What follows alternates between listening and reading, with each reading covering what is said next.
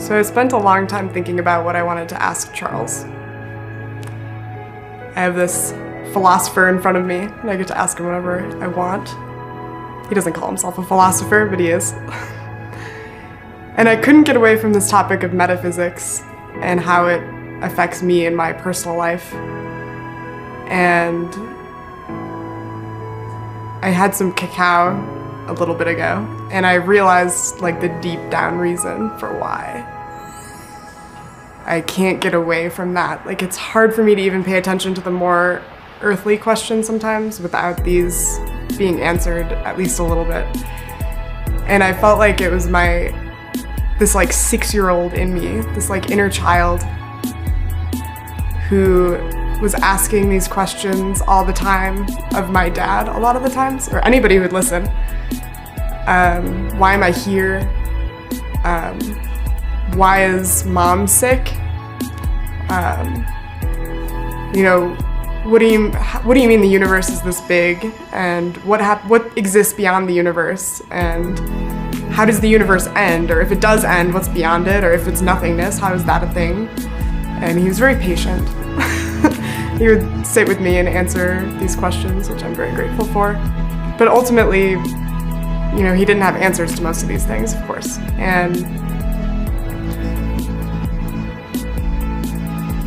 And a lot of the answers he did have was, this is what physics knows at this point.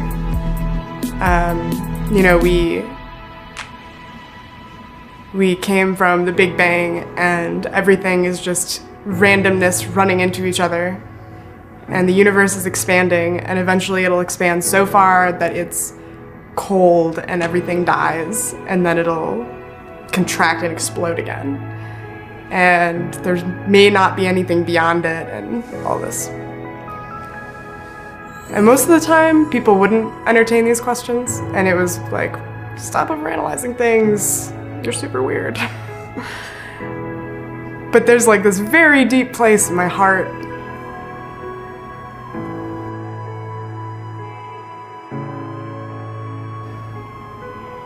that wants to know why I'm here. I spent like the first 22 years of my life in science, mainly because I wanted to explore the universe on like the most fundamental level possible. So I studied chemistry and biochemistry, and the answers are bleak. The answers are what my dad would tell me about,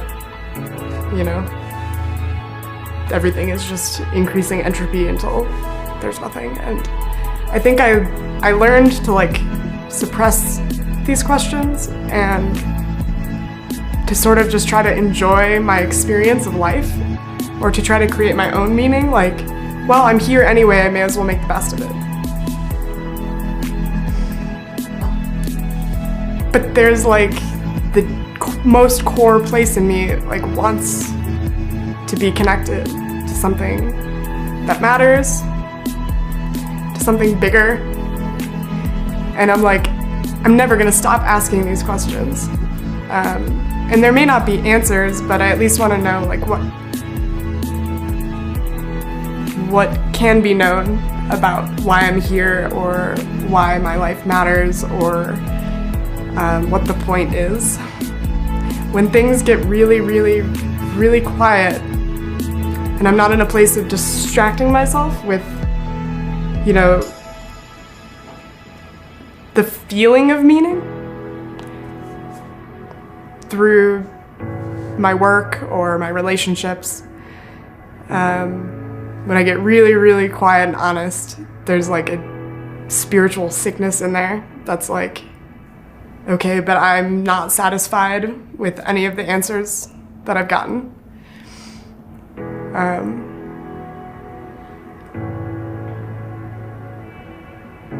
There's like a disconnection there.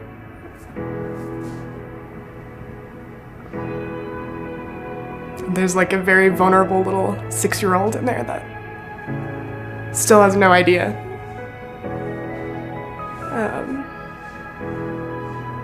There are philosophies that feel better than others, but there's like a huge uncertainty. And most people don't really want to go there, or they're just not interested in it. So I have an opportunity here to talk to somebody who's been thinking about this a lot longer than me. I don't expect him to have the answers. He's not the all-knowing guru or anything, but he is a delightful nerd.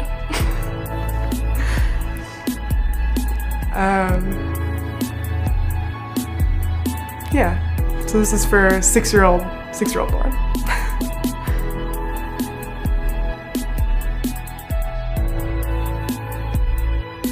The first of them, it kind of came across as an answer to the question, why am I here, or what is the purpose of life?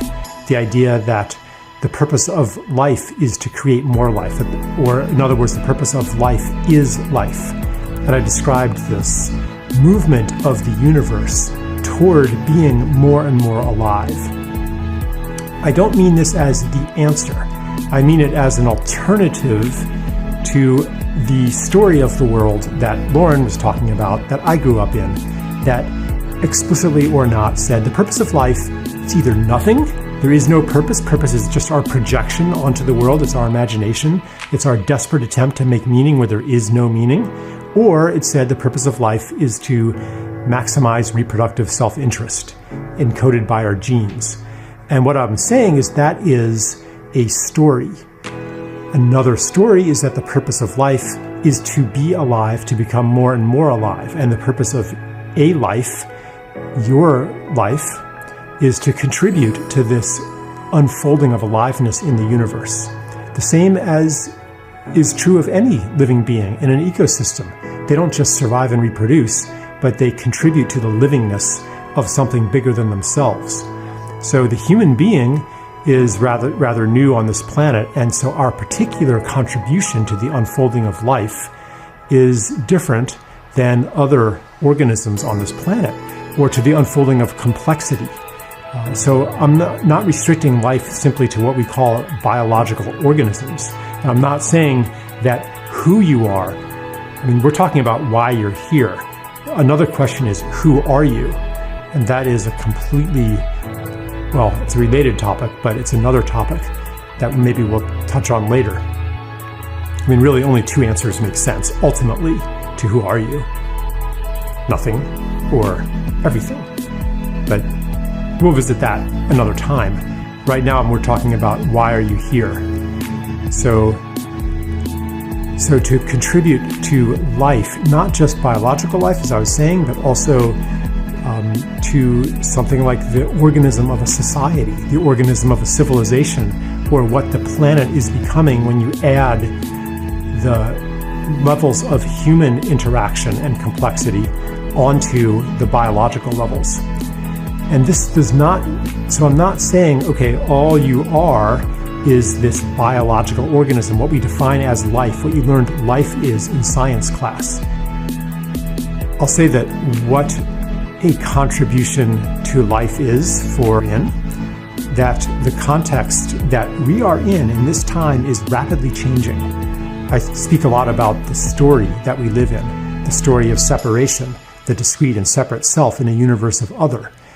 And that story actually was a driver of what I call the ascent of humanity, the unfolding of complex societies, division of labor, specialization, technology, all the things that we associate, good and bad, with civilization were in some sense driven by or co-evolved with the idea of separation and with the identity of separation.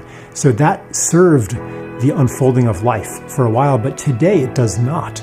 Today that story serves death on this planet, the reduction of complexity, the killing of ecosystems, the conversion of forests into tree plantations, the fishing out of the oceans.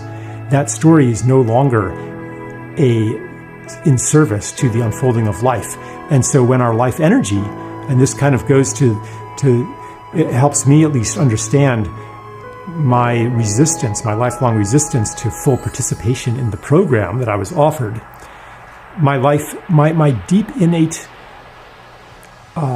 impulse and intuition about here's what I'm here for and here's what I'm not, and this doesn't feel right, it comes down to what I've been offered not really being in service to life.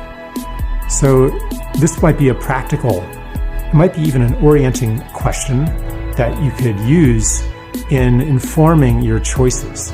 Is this in service to life? And if something is repellent to you, is that because it's not serving life?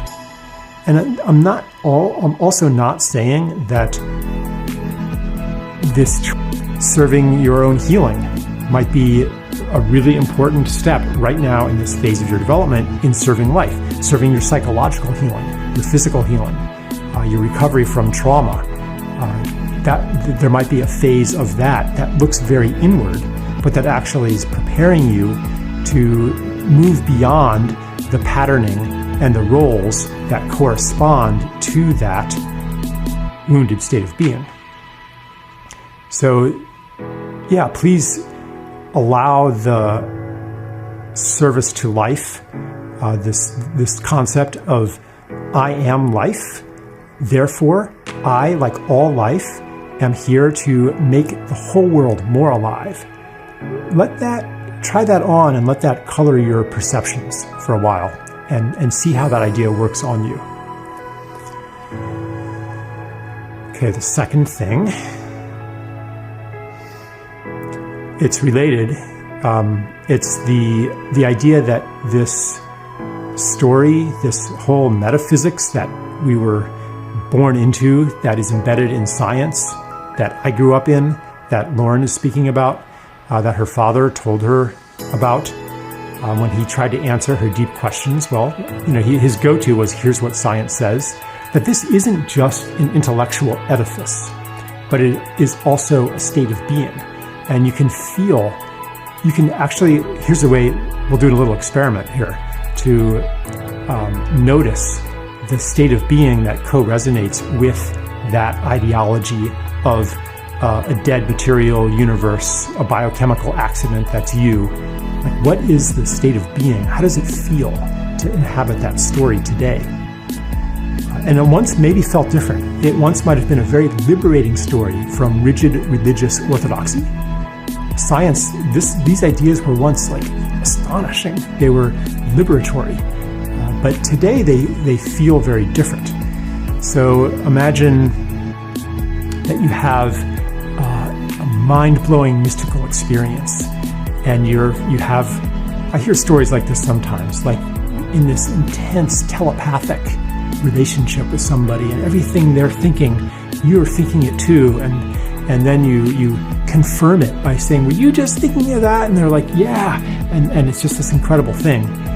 Wow, what does that open up to you? And then I explain it away, and I say, actually, all that was a lot of subtle cueing and self-delusion, and because you so wanted to believe it, afterwards you kind of filled in the gaps and made it up, but it was actually all just some brain chemistry, that's all.